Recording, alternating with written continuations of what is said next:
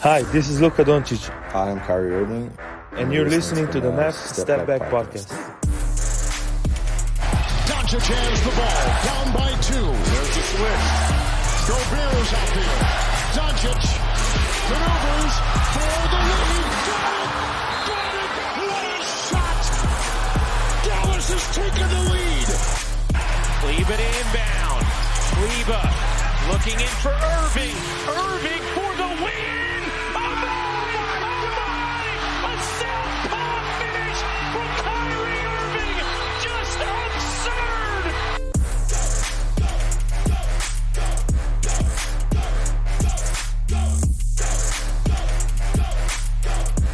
All right. How's it going, everybody? Welcome in to another episode of Mavs Step Back Podcast. I'm your host, Dalton Trigg. I am joined yet again by my co-host, Drew Johnson. You can find us both on X, formerly known as Twitter, myself at Dalton_Trigg, and my guy DJ at Coach Drew 33. We're almost to the point to where we're going to have real Mavs basketball here in, really less than a week. Well, I wouldn't call preseason basketball real basketball, but it's the closest thing we've had to real basketball since the finals, because I wouldn't say, NBA Summer League is real basketball, but real NBA basketball. I'll say that. So, we got the first preseason game, which I believe is Monday, the 7th, against the Grizzlies. Media Day was Monday of this week, so a couple days ago. It was awesome to finally see Klay Thompson in a Dallas Mavericks uniform. All summer, ever since he signed with the Mavs, we've been seeing all these photoshops with it, which have been great. I mean, you love to see that, but there's nothing like seeing the real thing. And we finally got to see it. He was in great spirits. Kyrie Irving, his hand is pretty much completely healed. He's been a full participant in training camp so far. He seemed to be in good spirits, following that disappointing finals appearance. Luka, who is not, he's never been the biggest fan of doing media stuff. He was in a great mood for media day. He was smiling and, just kind of bouncing off the walls a little bit, playing around with his teammates. And, he seems pretty happy to be back going into his 7th season. And, it's like, holy crap, we're getting old, DJ, because it feels like just yesterday the Mavs were drafting Luka, or they traded. He got drafted by the Hawks and the Mavs traded for him. It feels like a few months ago when that happened, and here he is going into his 7th season.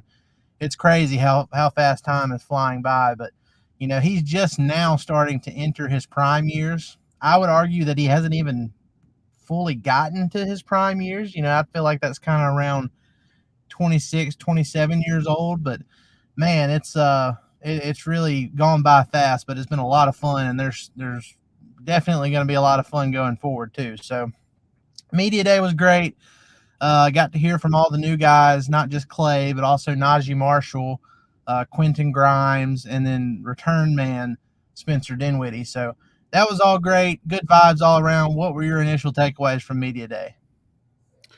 Well, I was most excited to see Dereck Lively, and really what they were saying about Dereck Lively. Most specifically, he made a comment earlier about him shooting threes now, specifically taking about 1 to 2 per game, if not more, depending on if the situation calls for it. And, this is something we've been talking about, all summer. If Dereck Lively can develop a jump shot, that'll take, not only his game to the next level, but also just the Mavs collective offense to another level. It'll add a few dimensions to that. So to hear the fact that he feels confident enough to not only take those shots, but to consistently take them, that's really exciting to me. That also tells me that our offense is going to look a little bit differently this year. It's not going to be just only the pick and roll or the short roll. You're going to see some pop action, I think. So it'll be, with Lively being injected into the starting lineup, because I know there was some speculation where they may stick with him coming off the bench, but that is apparently not the case. Nope. So, awesome. which is good. But it's like a full circle moment when you look back to when we had D Live on the pod last off season, before his rookie year, and he told us, he said that was one of his main goals. And obviously he's a team oriented guy; he'll do whatever he's asked of. But he said one of his main goals was to be the starter, for the full-time starter for the Mavs at center. And sure enough, that moment has come for him. And honestly, it couldn't have come at a better time. We are more loaded than we've ever been. And the fact that Dereck Lively is hitting his stride right as this whole team is pretty much hitting their stride, at least in terms of personnel, it couldn't come at a better time. Yep. I think that we are being sorely underestimated. I've been saying that throughout the whole offseason, ever since we signed Klay Thompson, as well as our other postseason or offseason acquisitions. And I think that we potentially have the best roster, if not in the NBA, then at least in the Western Conference. And I think with, I'm going to kind of shift gears a little bit, but I think with the Timberwolves getting rid of Karl Anthony Towns, I think that just kind of shows you that they know they can't contend with us. And they were picked ahead of us, were they not, before they made that move? Yep. So they don't. I don't know how many people were actually picking them ahead. I haven't looked at like the prediction stuff, but like all the betting odds, had the Mavs below them. So, I think that, people can say what they want, but what actually goes on in the league is the telltale sign of the thought processes behind everything. So let's map this out for a second, because I actually wrote a piece on this after the Cat trade happened. But Luka, and I don't want to. I got a little bit of backlash when I put this on Twitter, because it expanded from just Mavs Twitter to NBA Twitter. The more the more eyes that got put on it, it kind of left our little Mavs bubble and went to NBA Twitter overall. And some people had something to say about, oh, you're just you're all over Luka and not giving the team credit. I get that. I get it's a team effort. I'm just saying, Luka might be the Grim Reaper, because you look back at 2022, he comes back from his injury. They beat the Jazz in the first round in 6 games. And then what does Utah do? They blow it up. They trade Rudy Gobert. They trade Donovan Mitchell.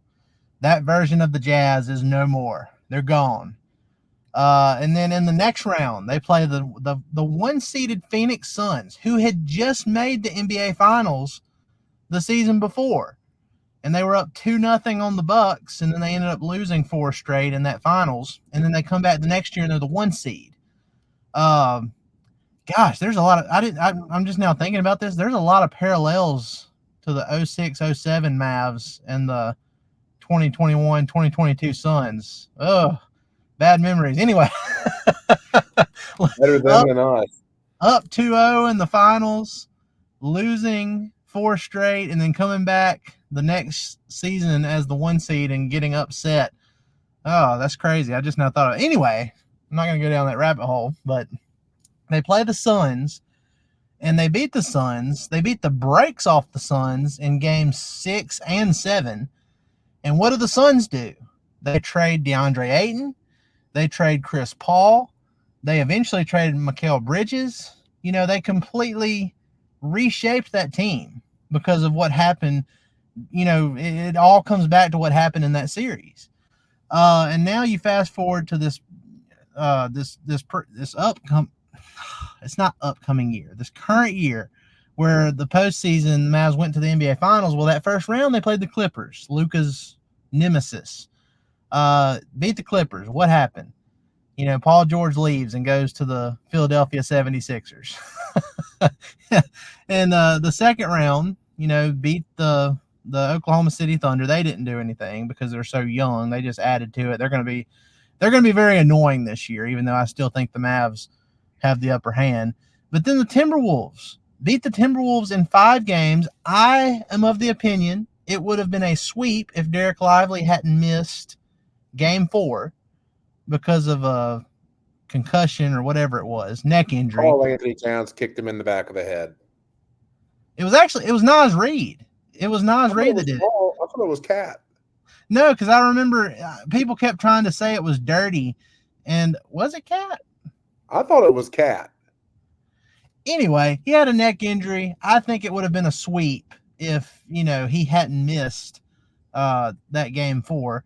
And then what happens? The Timberwolves end up trading one of their cornerstone pieces in Cat to the New York Knicks. And I don't think they got any better. They got Julius Randle and Dante DiVincenzo. And, look, DiVincenzo's good. Randle is good when he's playing within a certain role. But I don't think they got better. So we now have 4 examples of of teams losing to Luka Doncic in the playoffs, and then they completely reshape their team not too far after that. On a grander scale, it reshapes the Western Conference now, because now these teams are nowhere near as strong as they were. Of all these Western Conference teams that were in contention, the only team that really and truthfully got better were the Oklahoma City Thunder whenever they acquired Alex Caruso. That is our main competition. I don't think any of these other teams have enough firepower to really – I don't see it. I don't see it. I think – and they got the OKC got Isaiah Hartenstein too, but Isaiah Hartenstein is good. Like he's really good, and they needed depth at the center position, but it's not Dereck Lively and Daniel Gafford depth. No. What concerns me the most about Oklahoma City is because they are so young, that youth can only improve hypothetically. And so, they got a really good player in SGA. Chet's going to get bigger, and as Chet gets bigger, he's going to improve. They're going to be, as you said, annoying. And, rising out of San Antonio, the Spurs will eventually become good too, I think. If they can build around Wembanyama. Did you see the media day pictures of Wembanyama? It's like, do you remember when Giannis just suddenly got ripped one summer, just suddenly out of the blue, just blew up? It's like they injected him with steroids or something. That's what that looks like. That doesn't even look real. See, the problem for everybody else not in San Antonio is for Giannis. I feel like that happened in like year 3 or 4 when that started happening. This is Wemby's second year, and when I saw those media day photos, I was just like, "Holy crap, dude! He's did Greg Popovich just lock him in the weight room and give him a protein shake every now and then? I don't know. They had that stuff on IV going into his arms. I'm still not convinced that he wasn't grown in a lab somewhere in France, because it just doesn't make any sense. Now, look, I'm not worried about the Spurs as a team, not this season. If they do eventually build around Wemby, with more competitive younger pieces, then, they're going to be a problem. But, Wemby individually, he's going to be a terror. He's going to be, like we said about OKC, he's going to be very annoying. But, as a team, I think, I'm not really worried about the Spurs. They have CP3 and they have Harrison Barnes. So, Not this year, but down the road, they scare me.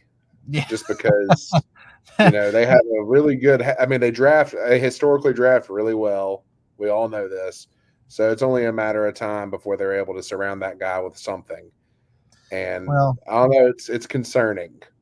Maybe things will go so bad for Wemby in San Antonio that he'll eventually want out, and maybe the Mavs asset cupboard be so full they can pair him with Luka. Could you imagine somebody on? And I'm going off script here again, but I think about stuff when we get to talking, and I saw something on Twitter the other day, one of those NBA accounts that's always engagement farming. I think it was bait, but I took the bait. A lot of people did.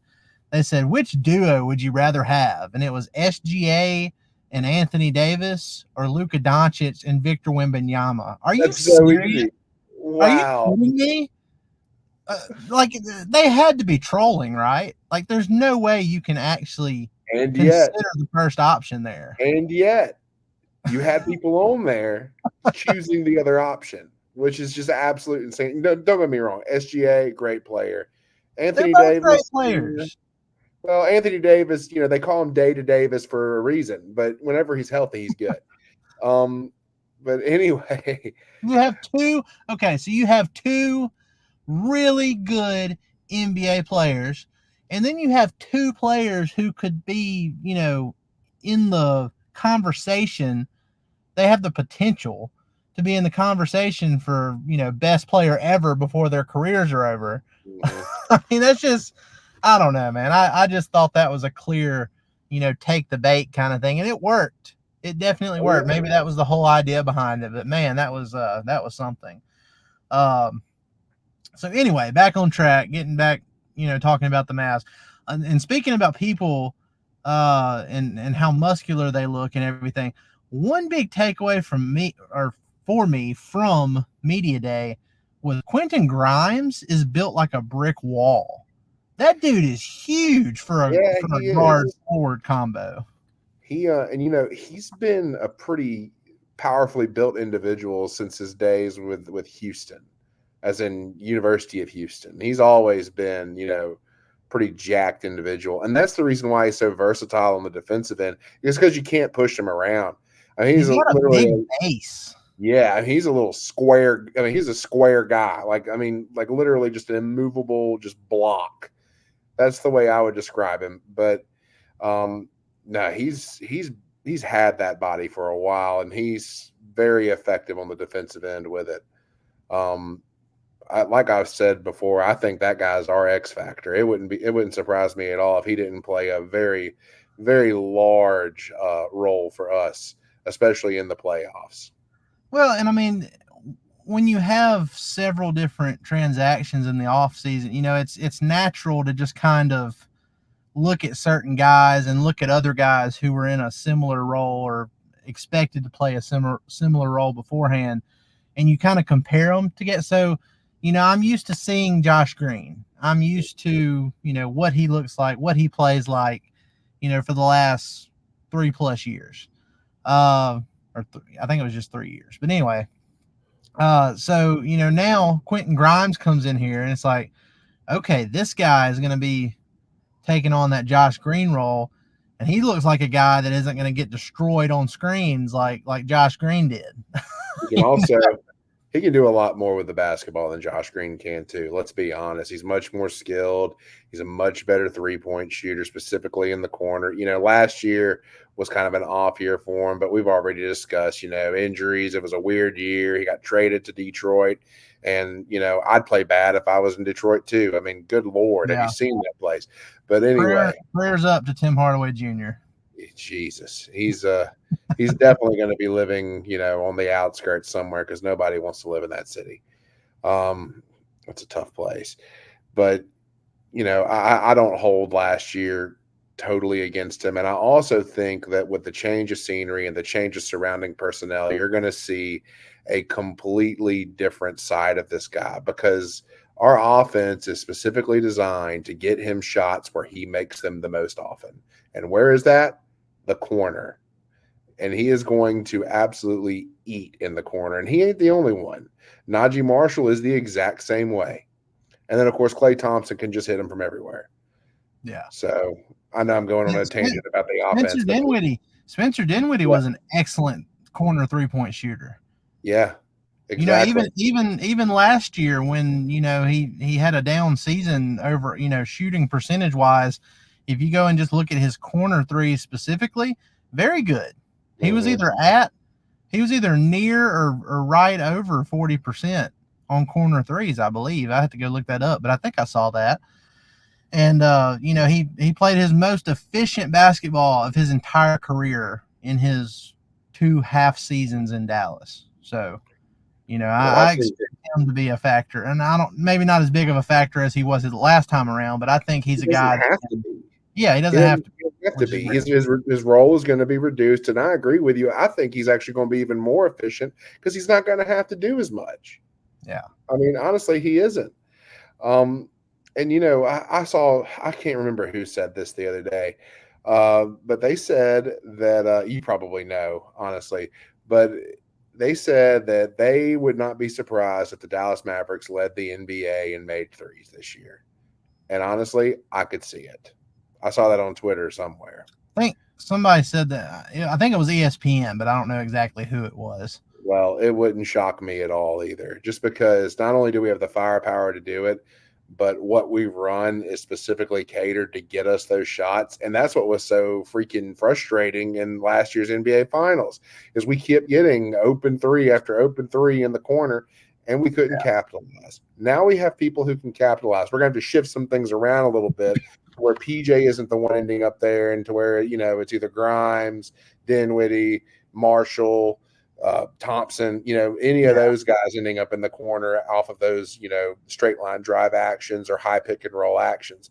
But overall, if we're able to get them those shots, which we should be able to, we could have one of the most efficient offenses in the NBA. I feel bad. Now, look, they're going to spread the wealth around a little bit, so to speak, on offense. But, you know, you have three guys on your team in Luka, Kyrie, Klay.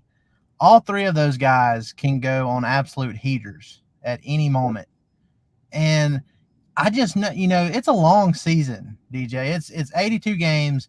There's going to be a few nights throughout this season where all three of them are firing on all cylinders. There are going to be a ton of threes. So It's going to be ridiculous.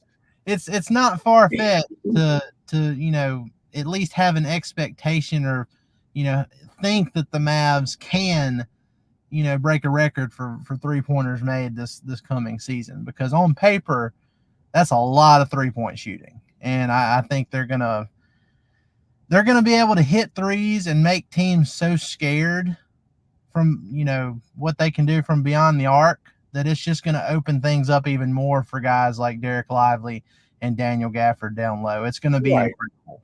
You're going to force that defense to flatten out every time you have someone in the corner ever. I mean, just any of those guys that I just rattled off previously, if you have any of them in the corner, it's going to force that defense to flatten out.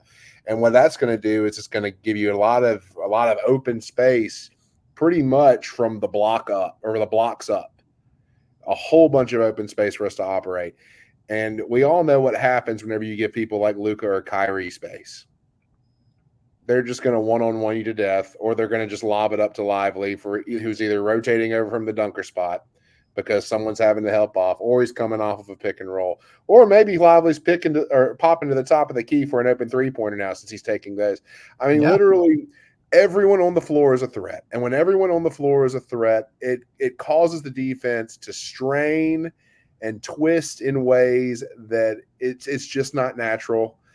And again, it would not surprise me at all if we were not the most efficient offense in the league this year. I think that we figured out what worked best for us from an offensive perspective, what shots we were able to get consistently. And then we got the people who can make those shots most consistently. Yep. You have the game plan, you have the personnel. Now it's down to his execution. That's where you got to tip your hat to Nico Harrison and Michael Finley and the entire front office, because that's everything. That's what they've been doing this entire time. You know, anytime this team has not lived up to expectations, you know, the disappointment of missing the playoffs now, a lot of that was due to injury, and, you know, that things didn't work out the way they hoped with Christian Wood at the time, who was great early in the season, but, you know, it just didn't work out. But the disappointment of missing the playoffs following, you know, that run to the Western Conference Finals in 2022, you know, instead of moping about it, Nico Harrison and company went out, made some great moves at the trade deadline for this previous season, got PJ Washington, got Daniel Gafford, went all the way to the NBA Finals, lost in 5 games, again, didn't feel sorry for themselves, didn't mope about it or say, oh, you know, that's good enough, we'll just run it back with the same team next season. No, they were aggressive. It's the most aggressive the Mavs have ever been in the history of the franchise with retooling a roster, especially coming off a season where, you know, they made it to the finals for the first time in 13 years. Nico Harrison is like, okay, we're going to make sure that it's not another 13-year drought, you know, for us to get back to the finals. You get Klay Thompson, Naji Marshall, Spencer Dinwiddie, Quentin Grimes. I mean, it's It was nuts. I still believe it's the best off season in franchise history. So kudos to Absolutely. you, Nico. Absolutely. And, honestly, out of all those moves, to me, besides the Klay Thompson move, what was the most important move to me, and people may disagree with this, but the most important move to me outside of Klay Thompson was Naji Marshall. And it wasn't the fact that Naji Marshall is so good. And he's very good. He's going to help us a lot. It's the fact that we didn't wait around on Derrick Jones to tell us that he was going to LA. Yeah. Because by the time he would have told us, it would have been too late to sign anybody. And we've gotten caught up in that crap so many times in past off seasons. Nico said no more. And honestly, it's refreshing. Even if Naji doesn't pan out, at least we made a decision on our terms. That was exactly what I was going to say. In previous years, in the former front office regime led by Donnie Nelson, that happened so many times. The Mavs, whether they got used for leverage all the time. They thought, oh, well, we're in the mix for this guy, and all they were doing was being used as leverage. Meanwhile, the rest of the guys on the open market were already snatched up, and then by the time the Mavs realized, oh, we were used for leverage, it's too late. So I agree. I mean, I'm so glad that Nico, as soon as, they wanted to bring Dereck Jones Jr. back, but as soon as there was a little bit of doubt, he put a little bit of doubt in their minds.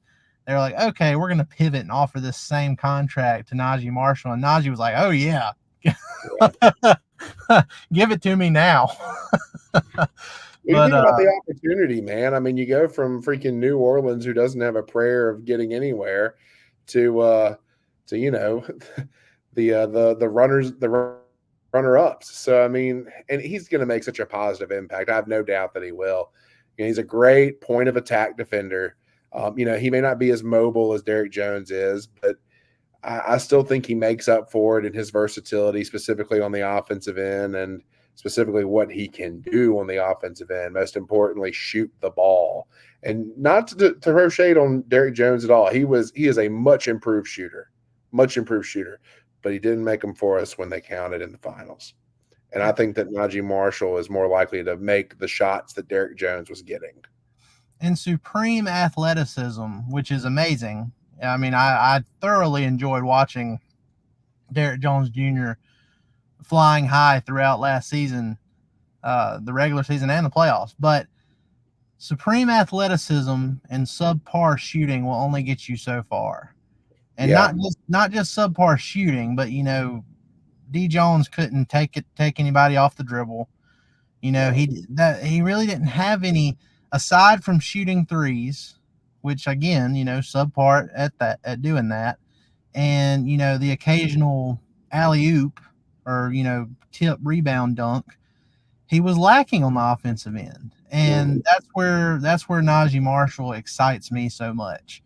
And we're going to take a quick break, and on the other side of this, we're going to talk about what Klay Thompson had to say about Naji Marshall in the first day of training camp. And then we're going to also get into what Dereck Lively has added to his game that DJ is especially excited about because he's been waiting for this. Not the threes, but we're going to talk about what Jason Kidd said there. And then we'll wrap up by giving you a Luka injury update, which I think is being overblown a little bit. So we'll be right back. What's up, y'all? We're taking a quick break to tell you about Prize Picks. Prize Picks is America's #1 daily fantasy sports app with over 5 million active members. Prize Picks is the easiest and most exciting way to play daily fantasy sports. Unlike other apps, on Prize Picks, it's just you against the numbers. All you do is pick more or less on 2 to 6 player stat projections and watch the winnings roll in. You can now win up to 100 times your money on Prize Picks with as little as 4 correct picks. Want to play Prize Picks alongside Drewski, Joe Budden, and MMA champ Sugar Sean O'Malley?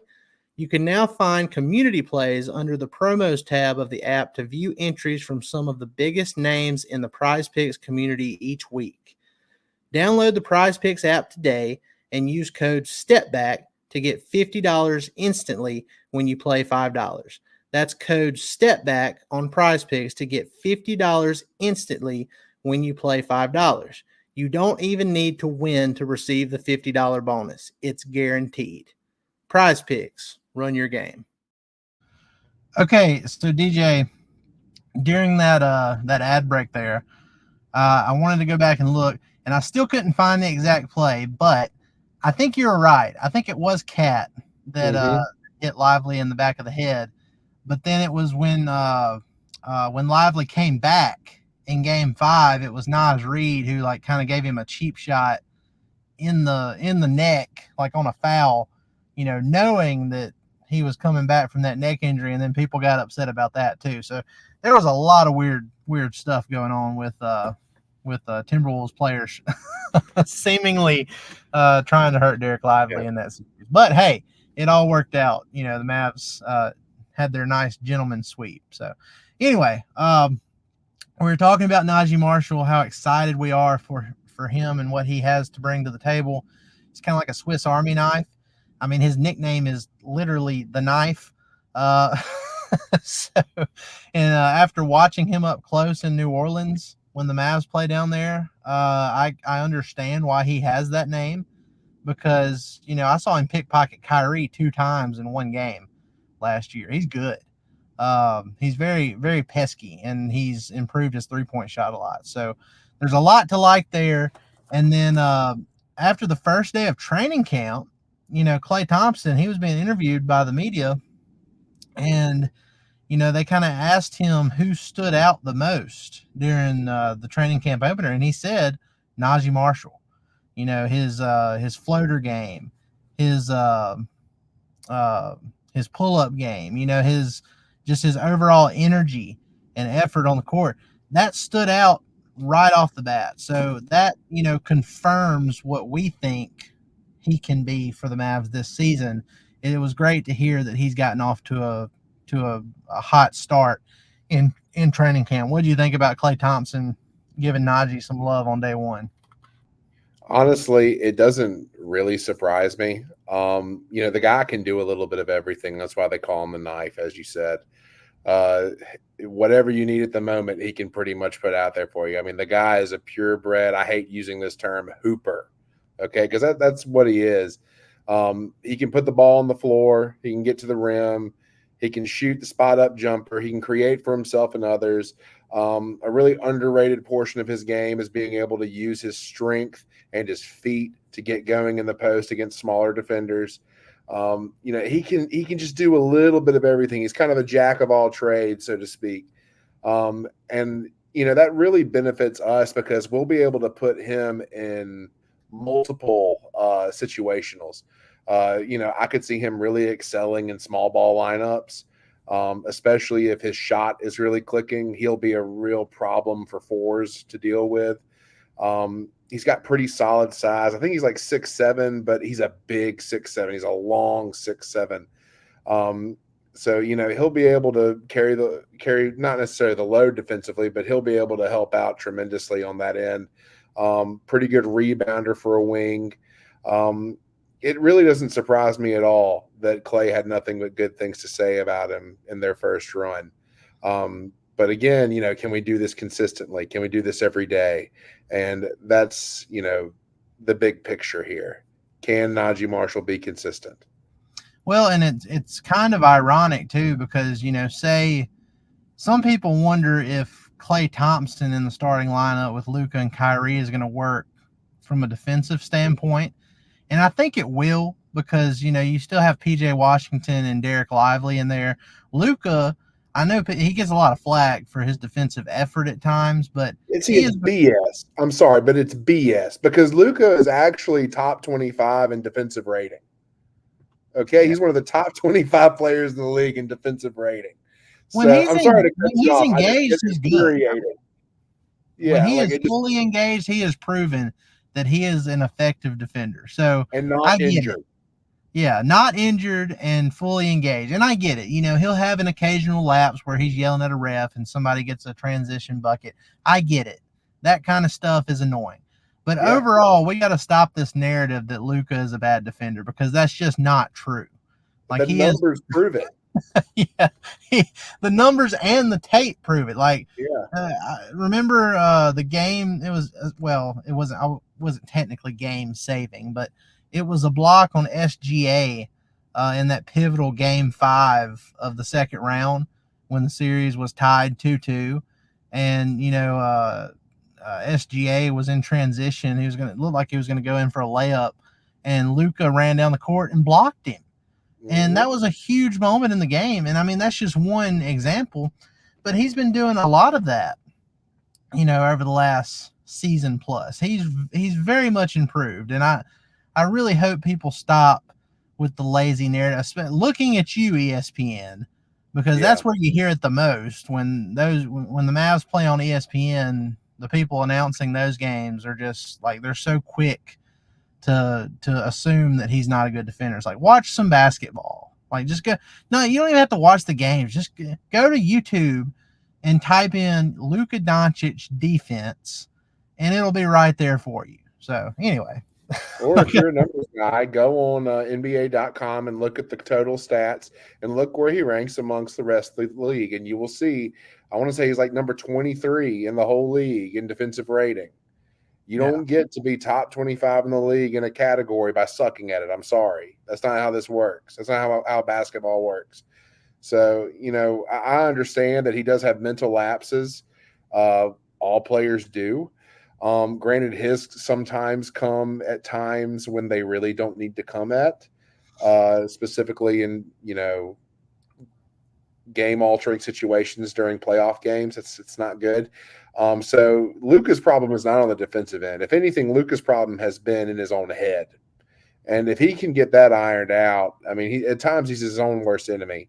But if he can get that ironed out and just, play ball, and, he's even come out and said that he needs to be better about that. So it's not something that he doesn't recognize. It's not something that he's not getting coached about. So, there's reason to believe that he will improve in that aspect. And I think a lot of that just comes with maturity, honestly. Yeah. I talked to somebody who's, close to a team source, so to speak, wrote about it on DallasBasketball.com. But, they told me that, there's a feeling around the franchise that this is the year that Luka finally puts it all together. Not just the on-court skill and, how he's developed his game in that way, but just, the emotional maturity, the physical maturity. You saw him on media day. He's probably as thin as he's been since like his second season in the league. He looks 30 pounds down. How much is he weighing now? Do we know? I don't think we have an exact number, but I mean, I'm pretty confident in saying this is the thinnest Luka has been since the bubble. Look, I'll say this. My wife is really bad at being able to tell when people lost weight, and whenever I showed her a picture of Luka, she was like, wow, he actually has dropped some weight. So that should be your measurement scale right there. Yeah, he looks great. And like I said, the physical maturity, taking care of himself. He basically, there was a report that he was already in a training camp in Slovenia before he came back to the U.S. for Mavs training camp, which might be a reason why he's not participating in training camp right now. Sidebar, we're not going to get into it because I don't think it's that big of a deal, but Luka, he is out for at least a week with, I think it was a calf strain or something like that. It's a calf contusion. Yeah, something like that. So he's fine. They're in Las Vegas. He probably just wanted to go to Vermont Street or something. So we'll keep an eye on it, but I'm not too worried about it. He's been working hard all summer.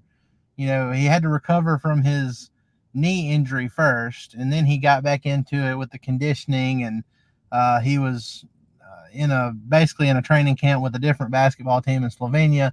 And, I think he's fine now. I mean, we've seen him. We've seen him walking around, at the practices and at media day and everything. Luka's fine. This is just giving him an excuse not to play in a meaningless preseason game, I think.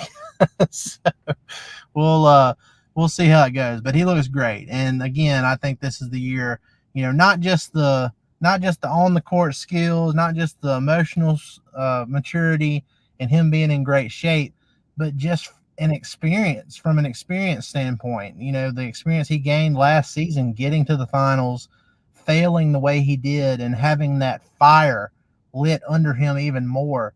You know, I feel like all of that is going to come together and be a great thing for the Mavs this season. So, you know, we'll see how it goes, but I would be shocked if, you know, year number 7 isn't the MVP year for 77. We'll see how it goes. We're going to finish with this, DJ. Your guy, Dereck Lively, we talked about, you know, at Media Day, he said he revealed to the world that he was indeed going to be shooting more threes this year. But, you know, the first 2 days of training camp, Jason Kidd, he's very impressed with Dereck Lively's post-up game now. He has more control. He's stronger. You know, he's more decisive with the ball down low. And that's something, I mean, look, for a guy who he shot nearly 75% from the field during his rookie year, which would have been the best mark in the entire NBA if he had played enough games, you know, to qualify for the official list. Daniel Gafford was the official leader with like a little over 72% or something like that. But Lively was nearly 75% from the field. And in the playoffs, he shot 75% in every single series.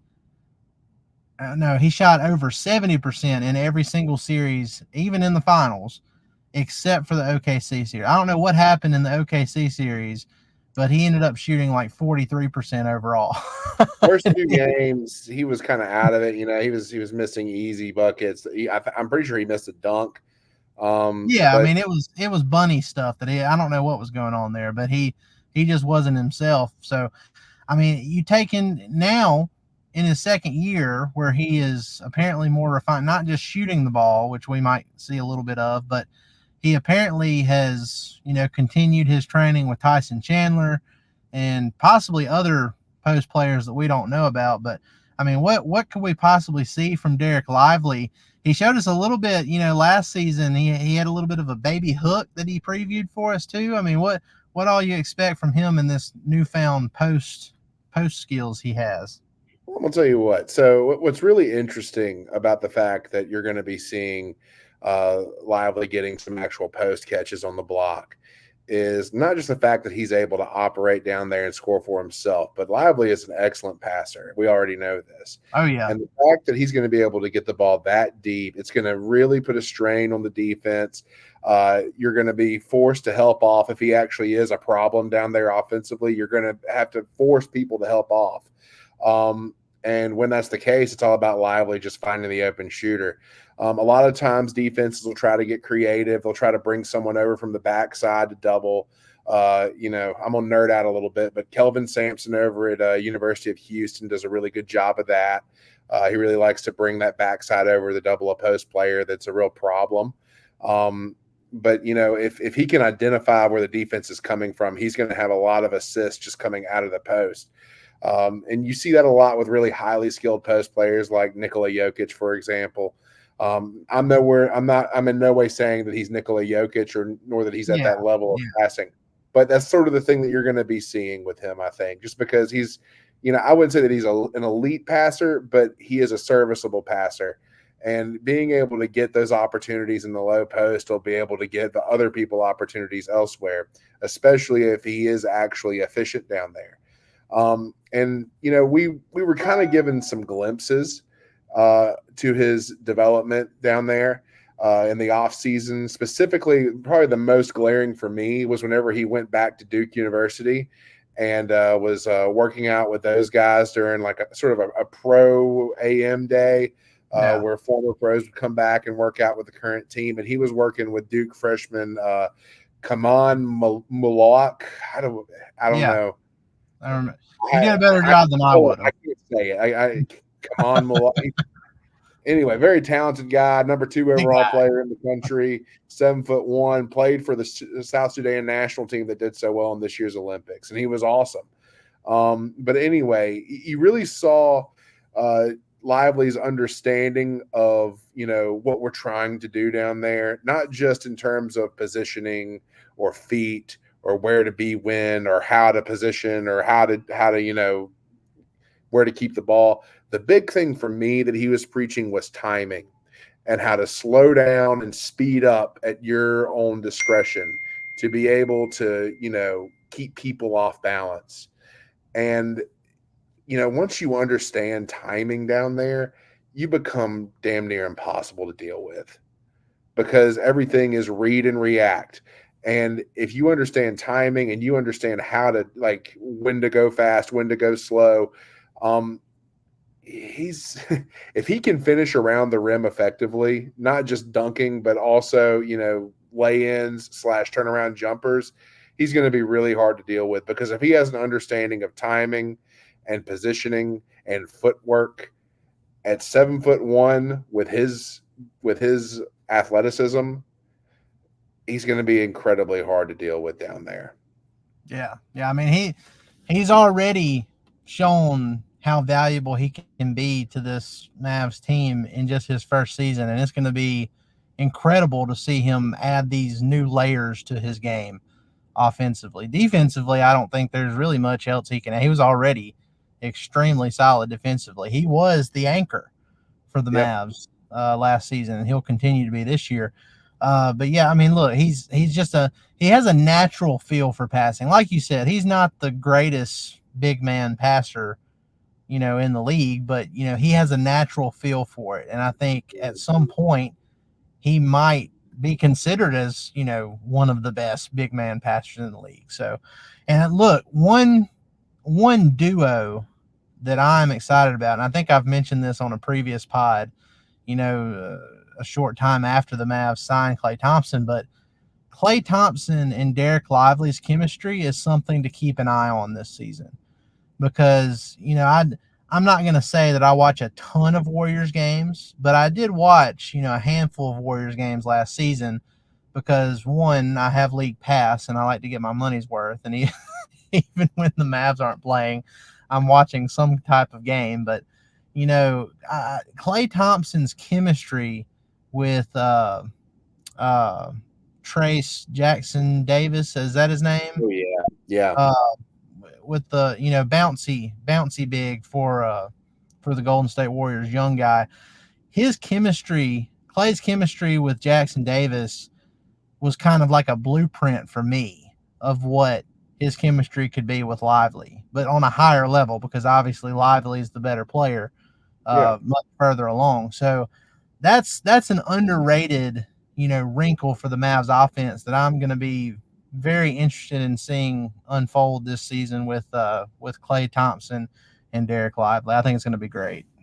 Well, I'm going to tell you what, there was back during the Warriors heyday, if you want to watch some film, go watch the Warriors back in around 2014, 2015, back whenever Andrew Bogut was still a pretty solid player down there.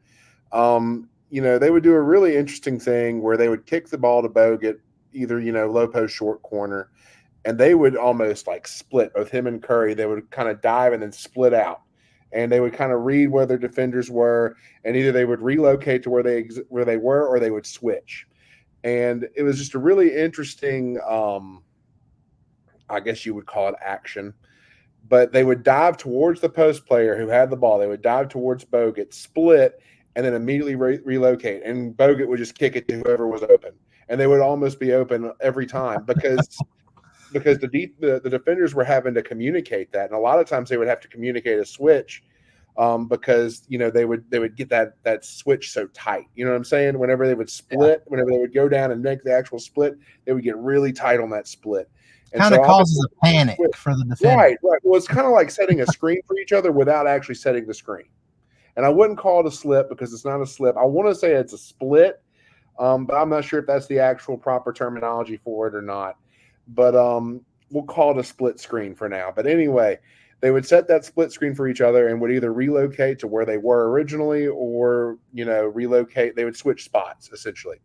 And defenders would get lost, and Bogut would find them for easy threes. And you have to wonder if Dallas is going to do something similar because, now Dallas has a perimeter full of threats, but similar to what Golden State had. They have a perimeter full of shooters. So you could probably run a similar action to that. I encourage you to go back and look at that film. I was watching that not too long ago, and I thought that was really interesting. Yeah, and speaking of the coaching aspect of it, now the Mavs have Frank Vogel as their coaching consultant, as Jason Kidd called it, which is really cool. I mean, look, Frank Vogel has been seen at Mavs training camp a few times, or at practices a few times over the last year or so after he got let go from the Phoenix Suns. And obviously, under Frank Vogel is where Jason Kidd really kind of revived his coaching career with the Lakers. He was with that 2020 team that won a title in the bubble. And, he was so good with the Lakers under Vogel as an assistant coach that it led to him getting another opportunity, a third opportunity to be a head coach in the NBA. And, so far he's been fantastic. I mean, you say what you want about Jason Kidd, but 250 win seasons in 3 years with 2 Western Conference Finals appearances, 1 Western Conference Finals championship, and an NBA Finals appearance. That is pretty efficient work there. Great. And that's more postseason action the Mavs have seen just in that 3-year span than they did the previous decade.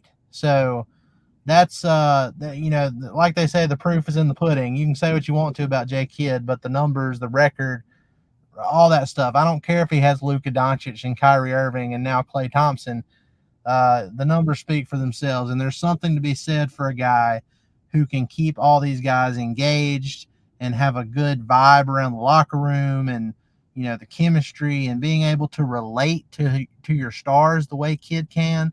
There's a lot to be said for that stuff. So I'm excited for Vogel to rejoin Kidd and be able to give him some pointers here and there with like the X's and O's stuff that we've talked about in the past, because I think he's going to be a real asset to the team. It's like who was that guy from Utah, that executive that Dennis Lindsey. Dennis Lindsey came and he was a consultant for the Mavs front office, and we give Nico Harrison and Michael Finley a lot of credit. But, it was funny because after Dennis Lindsey became a consultant, then the Mavs made all these other moves. And you have to wonder what kind of influence, he had on that. And then they brought in the coach from Utah, the assistant coach that helped Rudy Gobert develop into the defensive monster that he has become, 4 Defensive Player of the Year awards, Alex Jensen. So, if you look at that, and you say, oh, well, now they're bringing in Frank Vogel to be a coach's consultant, I feel like he could have a similar effect as far as enhancing what Jason Kidd has already set up with the foundation of the Mavs coaching staff. So Absolutely. I'm very excited about it. No, Vogel is, known in circles for his defensive schemes. He does a really, really good job of putting together, defensive schematics that best fit his current personnel. He just so happens to have really good personnel to play with this year. So I think that, number one, I think that he will help each individual player, like individually speaking, become a better defender, just in terms of communication and discipline on that end of the ball. Number two, I think that the schematics are going to get even better. Like, we were great towards the end of the year in terms of our team defense. We did a really good job. And I think that could actually become even more so with having Vogel on staff. But, most importantly, I think that something about what really is going to help us with having Vogel is not so much what he can do on the court for us, but what he brings off the court. I think he's a really big time culture guy. The guys involved with, all these charitable organizations and all this stuff.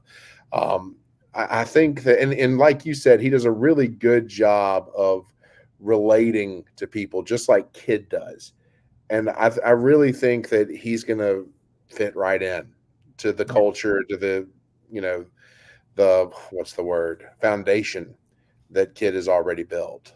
Yeah, and I think consultant is a good position for him because, I mean, I can imagine it's probably just from like a pride standpoint, and I'm not saying Frank Vogel has this big ego or anything, but, you know, I can imagine it'd be kind of awkward, you know, because Kidd was Vogel's assistant coach in Los Angeles, and it'd be kind of awkward, you know, Vogel being technically an assistant coach under Kidd this time.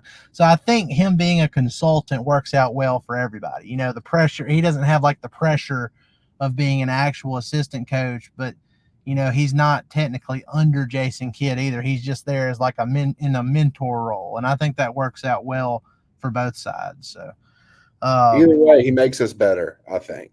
Yeah. I think he makes us better. That's going to do it for another episode of the Mavs Step Back Podcast. If everything goes well, we're going to try and come back on here again before the weekend. There is a chance that might be pushed to Monday or Tuesday next week. That we're kind of playing it by ear right now. But regardless, you know, if it does get pushed to Monday or Tuesday next week, we'll definitely have a recap for you for that first Mavs preseason game where they take on the Memphis Grizzlies. So, be sure to tune in for that when we do come back. We appreciate y'all coming in and listening every single week. Be sure to go like, rate, and subscribe on all your favorite podcast platforms. Hit that subscribe button on our YouTube channel and on Apple Podcasts if you go and leave us a review and put your social media so we can locate you if you do win our giveaways. We do occasional giveaways for T-shirts and tickets and all that kind of stuff. So we're actually going to look at our T-shirts. Our T-shirts are cool. Yes, we just added 2 new T-shirts. There are 2 designs, or it's the same design, but we just have a different phrase on both of them. One of them, it says New Lob City. It's got Luka. I wish I had. Next pod, I'm going to have the graphic pulled up and show everybody. But, you know, go to our TeePublic. It's Mavs Step Back on TeePublic. And look at our latest designs. We have, you know, Luka's in the middle yelling, and then you have Gafford and Lively behind him dunking on the same goal with the city of Dallas in the background. It's a great shirt. It really is. It's a great shirt. And it says New Lob City, and then we have another option if you want Dallas Dunks. We have both of those available right now. So be sure to go check that out. We're actually giving away a couple of those shirts before the season opener. So if you're listening to us on Apple Podcasts and you want to take a few seconds to go leave a review and throw your name into the drawing for that, be sure to go do it. If you've already done so in the past, don't have to worry about it. You'll already be entered into that random drawing, and we'll let you know when and if you win it. So, guys, we appreciate it. Thanks for joining us as always. We'll see you next time. Y'all have a great rest of your week. Thanks, guys.